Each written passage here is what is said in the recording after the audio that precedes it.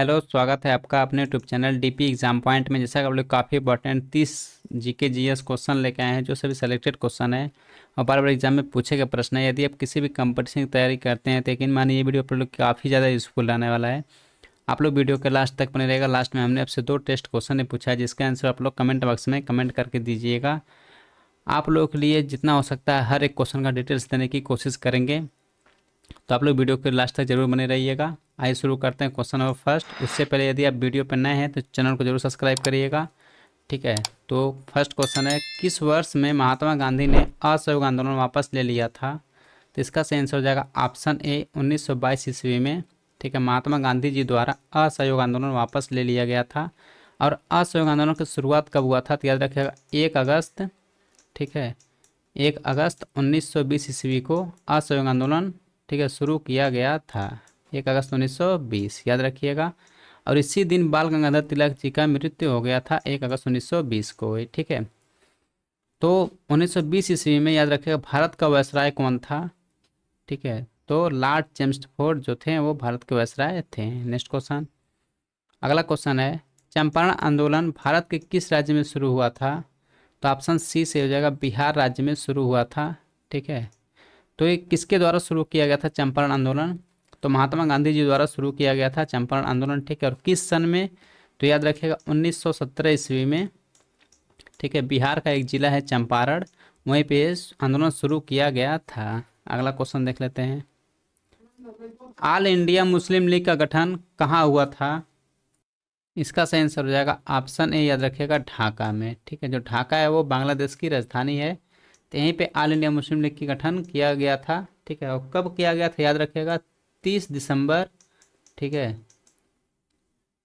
दिसंबर 1906 ईस्वी में किया गया था। ये भी काफ़ी इंपॉर्टेंट है, एग्जाम में आपको आगे ये पूछ सकता है। तो नेक्स्ट क्वेश्चन की ओर चलते हैं। अगला क्वेश्चन है, भारत और पाकिस्तान के कारगिल युद्ध किस वर्ष हुआ था? तो ऑप्शन सी से हो जाएगा 1999 ईस्वी में। ठीक है, कारगिल युद्ध हुआ था भारत और पाकिस्तान के बीच। तो याद रखिएगा कब से कब तक ये युद्ध चला था? तो 3 मई से, ठीक है, 3 मई से 26 जुलाई। ठीक है, 26 जुलाई तक ये युद्ध हुआ था। ठीक है, 3 मई से याद रखिएगा 26 जुलाई तक ये युद्ध हुआ था। और टोटल ये युद्ध जो था वो 84 दिन तक चला था। ठीक है, इसीलिए प्रत्येक वर्ष, ठीक है, 26 जुलाई को कारगिल दिवस के रूप में मनाया जाता है। ठीक है, तो यदि आपसे पूछेगा इसमें कितने सैनिक को दागा गया था, तो याद रखिएगा 2.5 लाख, ठीक है, सैनिकों को इसमें, ठीक है, दागे गए थे। अगला क्वेश्चन देख लेते हैं, पृथ्वी के वायुमंडल के किस परत में ओजोन की परत होती है? ठीक है, तो याद रखिएगा इसका सही आंसर हो जाएगा ऑप्शन ए समताप मंडल। ठीक है, ये काफ़ी इंपॉर्टेंट है, एग्जाम में कई बार पूछा गया प्रश्न है, तो ये क्वेश्चन जरूर से आप लोग याद रखिएगा। तो याद रखिएगा जो हमारा मंडल है, ठीक है, वायुमंडल, वो 5 परतों में विभाजित किया गया है। ये भी क्वेश्चन पूछ सकता है। ठीक है, जो सबसे पहला मंडल होता है याद रखिएगा वो होता है क्षोभ मंडल। तो क्षोभ मंडल में, ठीक है, गरज, तड़क, आंधी, तूफान ये सब होता है। उसका समताप मंडल जो होता है उसमें वायुयान उड़ाए जाते हैं। ठीक है, हवाई जहाज। ठीक है, तो याद रखिएगा कई बार क्वेश्चन में पूछा गया कि हवाई जहाज किस मंडल में उड़ाया जाता है, तो याद रखिएगा समताप मंडल में। ठीक है, तो ये 5 मंडलों में विभाजित है। बढ़ते हैं नेक्स्ट क्वेश्चन की ओर, वातावरण की सबसे गर्म परत कौन सी है? तो ऑप्शन डी से हो जाएगा थर्मोस्फेयर। ठीक है, वातावरण की सबसे गर्म परत होती है। नेक्स्ट क्वेश्चन, नक्शों के एक बंधे हुए संग्रह को क्या कहा जाता है? तो ऑप्शन सी से हो जाएगा एटलस कहा जाता है। याद रखिएगा ये भी एग्जाम में कई बार पूछा गया प्रश्न है। इंडोनेशिया की राजधानी जकार्ता किस द्वीप पर स्थित है?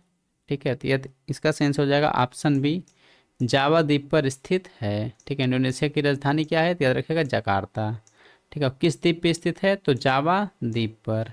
नेक्स्ट क्वेश्चन है, भारत के पड़ोसी देश म्यांमार का सबसे बड़ा शहर कौन सा है? तो ऑप्शन ए से हो जाएगा यागून जो है। ठीक है, याद रखिएगा ये म्यांमार का सबसे बड़ा शहर है। ठीक है, और याद रखिएगा म्यांमार की राजधानी क्या है? तो नेपेताऊ। ठीक है, इसकी राजधानी है। और मुद्रा इसका क्या है? तो याद रखिएगा कयात। ठीक है, क्यात जो है इसकी मुद्रा है म्यांमार की। अगला क्वेश्चन देख लेते हैं। तीन तरफ समुद्र से घिरे एक भूभाग को क्या कहा जाता है? ठीक है, तो ऑप्शन ए से हो जाएगा प्रायद्वीप। यानी कि कोई भी भूमि अगर तीन तरफ से घिरा हुआ है तो उससे क्या कहा जाएगा? ठीक है, प्रायद्वीप। ठीक है, और समुद्र से घिरा होना चाहिए तीन तरफ से। तो जैसे कि अपना प्यारा भारत है, ठीक है, ये समुद्र से तीन तरफ से घिरा हुआ है, इसलिए इसे भारत एक प्रायद्वीप देश है। ठीक है, अगला क्वेश्चन की ओर चलते हैं। पुर्तगाल की राजधानी क्या है? ठीक है, तो इसका सही आंसर हो जाएगा ऑप्शन बी, याद रखिएगा, लिस्बन जो है पुर्तगाल की राजधानी है। Next question. क्षेत्रफल की दृष्टि से विश्व का दूसरा सबसे बड़ा देश कौन सा है? ठीक है, तो इसका सही आंसर हो जाएगा ऑप्शन सी, याद रखिएगा, कनाडा जो है विश्व का सबसे बड़ा दूसरा देश है। और सबसे बड़ा देश कौन सा है? पहला स्थान पर, तो याद रखिएगा रूस। ठीक है, रूस जो है वो सबसे बड़ा देश है। ठीक है, नेक्स्ट क्वेश्चन देख लेते हैं। कौन सा पर्वत एशिया को यूरोप से अलग करता है? काफ़ी इंपॉर्टेंट है, एग्जाम में कई बार पूछा गया प्रश्न है। तो इसका सही आंसर हो जाएगा ऑप्शन ए, याद रखिएगा, यूराल पर्वत। ठीक है, एशिया को यूरोप से अलग करता है। Next question. इराक की राजधानी क्या है? तो ऑप्शन बी से हो जाएगा बगदाद। याद रखिएगा, इराक की राजधानी बगदाद है। अगला क्वेश्चन देख लेते हैं। माउंट पेड्रो किस देश का सर्वोच्च पर्वत है? तो इसका सही आंसर हो जाएगा ऑप्शन बी, याद रखिएगा, श्रीलंका का माउंट पेड्रो, ठीक है, सर्वोच्च शिखर पर्वत है। Next question. पृथ्वी का ठोस भाग जिस पर हम रहते हैं उसे क्या कहते हैं? तो ऑप्शन ए से हो जाएगा भूमंडल। यानी कि हम लोग जिस पर रहते हैं उसे भूमि मतलब भूमंडल कहते हैं। ठीक है, भूमि का मंडल। Next question. लोयस पठार किस देश में है? इसका सही आंसर हो जाएगा ऑप्शन सी, याद रखिएगा, चीन देश में लोयस पठार है। अगला क्वेश्चन देख लेते हैं। बर्मा के नाम से कौन सा देश जाना जाता है? तो ऑप्शन बी से हो जाएगा म्यांमार। ठीक है, याद रखिए, काफ़ी बार एग्जाम में पूछा गया प्रश्न है। तो जो म्यांमार उसे बर्मा के नाम से भी जाना जाता है, तो ऑप्शन बी से हो जाएगा। नेक्स्ट क्वेश्चन है। तरंग कटाव से बनने वाले भूमि को क्या कहते हैं? ठीक है, तो ऑप्शन ए से हो जाएगा, याद रखिए, गुफा। जो तरंग कटाव से भूमि बनते हैं उसे गुफा कहते हैं। Next question. एंजिल जलप्रपात किस नदी पर स्थित है? तो ऑप्शन बी से हो जाएगा, याद रखिए, कैरो नदी पर एंजिल जलप्रपात स्थित है। ये एग्जाम में कई बार पूछा गया प्रश्न है और आगे आपको एग्जाम में पूछ सकता है। तो हर एक क्वेश्चन आप लोग याद करते चलिए। ठीक है, यदि आप लोग को नहीं याद हो तो इसका नोट्स बना लीजिए। यदि आप लोग को इसका पीडीएफ चाहिए तो डिस्क्रिप्शन बॉक्स में जाइए, वहाँ पे टेलीग्राम लिंक है, उसको ज्वाइन करिए और वहाँ पे आप लोग को पीडीएफ इसका मिल जाएगा। हर एक वीडियो का पीडीएफ वहाँ पे आप लोग को मिल जाएगा। वहाँ से भी आप लोग पढ़ाई कर सकते हैं। तो अगला क्वेश्चन देख लेते हैं। किस नदी को तेल नदी के नाम से जाना जाता है? इसका सही आंसर हो जाएगा ऑप्शन सी, नाइजर नदी को तेल नदी के नाम से जाना जाता है। अगला क्वेश्चन है। पाकिस्तान की सबसे लंबी नदी कौन सी है? ठीक है, तो ऑप्शन डी से हो जाएगा, याद रखिएगा, सिंधु नदी। ठीक है, पाकिस्तान की सबसे लंबी नदी है। यदि पूछेगा सिंधु नदी की लंबाई कितना है, तो याद रखिएगा 3180 किलोमीटर। ठीक है, सिंधु नदी की लंबाई है। आगे बढ़ते हैं। Next question. कपिल धारा जलप्रपात किस नदी पर स्थित है? तो ऑप्शन बी से हो जाएगा, नर्मदा नदी पर स्थित है कपिल धारा जलप्रपात। याद रखिएगा ये क्वेश्चन। आगे बढ़ते हैं नेक्स्ट क्वेश्चन की ओर। तिब्बत में किस नदी का नाम तसंगपो है? ठीक है, तो ऑप्शन सी से हो जाएगा, याद रखिएगा, ब्रह्मपुत्र नदी का नाम तिब्बत में तसंगपो है। ठीक है, और जब ये तसंगपो भारत में प्रवेश करती है, याद रखिएगा, अरुणाचल प्रदेश में। ठीक है, भारत के किस राज्य में सबसे पहले प्रवेश करती है? तो अरुणाचल प्रदेश में, तब इसका नाम ब्रह्मपुत्र नदी हो जाता है। और एक क्वेश्चन और भी याद रखिएगा कि जो ब्रह्मपुत्र नदी पर सबसे बड़ा नदी द्वीप माजुली द्वीप है। ठीक है, माजुली द्वीप वो ब्रह्मपुत्र नदी पर ही बनता है। और किस राज्य में? तो याद रखिएगा, असम राज्य में। असम राज्य में। ठीक है, तो माजुली द्वीप किस राज्य में है? तो असम राज्य में है। और किस नदी पे? तो याद रखिए, ब्रह्मपुत्र नदी पर। Next question. येलो नदी किस देश से गुजरती है? तो इसका सही आंसर हो जाएगा ऑप्शन बी, चीन देश से। ठीक है, ये येलो नदी है वो चीन देश से गुजरती है।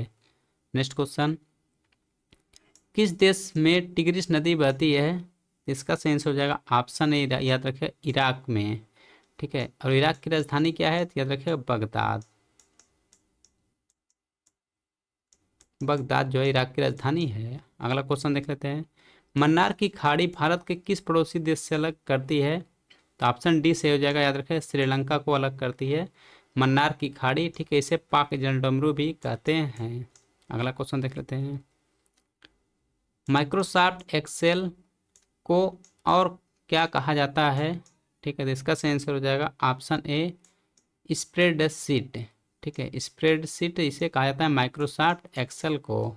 नेक्स्ट क्वेश्चन, किस कमी के कारण एनीमिया बीमारी होती है, तो ऑप्शन बी से हो जाएगा लोहा की कमी के कारण, ठीक है, एनीमिया रोग हो जाती है। अगला क्वेश्चन है, किस प्रक्रिया में इलेक्ट्रॉन को लाभ होता है, इसका सही आंसर हो जाएगा ऑप्शन बी, याद रखिएगा अपचय के कारण जो है इलेक्ट्रॉन को लाभ होता है, ठीक है। तो एक 30 क्वेश्चन आप लोगों के लिए अति महत्वपूर्ण थे, ठीक है। तो आप लोग इस क्वेश्चन को याद कर लिए होंगे। तो आप लोग के लिए 2 क्वेश्चन टेस्ट है, जिसका आंसर आप लोग कमेंट बॉक्स में कमेंट करके दीजिएगा। तो फर्स्ट क्वेश्चन टेस्ट है आप लोगों के लिए, लोयस पठार किस देश में स्थित है, ठीक है। तो इसका आंसर आप लोग कमेंट बॉक्स में कमेंट करके दीजिएगा। और दूसरा टेस्ट क्वेश्चन है आप लोगों के लिए, बर्मा के नाम से कौन सा देश जाना जाता है। तो 2 क्वेश्चन आप लोगों के लिए टेस्ट था, ठीक है। तो इसका आंसर आप लोग कमेंट बॉक्स में कमेंट करके ज़रूर दीजिएगा। यदि आप लोग को वीडियो पसंद आया तो लाइक और अपने दोस्तों में शेयर जरूर कर दीजिएगा, ताकि उनका भी हेल्प हो सके। तो इसी तरह का वीडियो हम डेली लाते रहते हैं, ठीक है। तो आप लोग इस चैनल पर बने रहिएगा।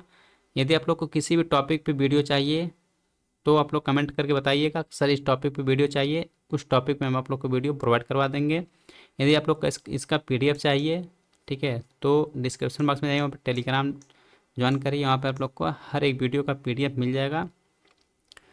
तो इसी तरह के वीडियो हम डेली आप लोग के लिए लाते रहते हैं, ठीक है। इस चैनल से आप लोग को बहुत ज़्यादा फ़ायदा होने वाला है, तो आप लोग इस चैनल पर जरूर बने रहिएगा। मिलते हैं नेक्स्ट वीडियो में, तब तक के लिए जय हिंद जय भारत।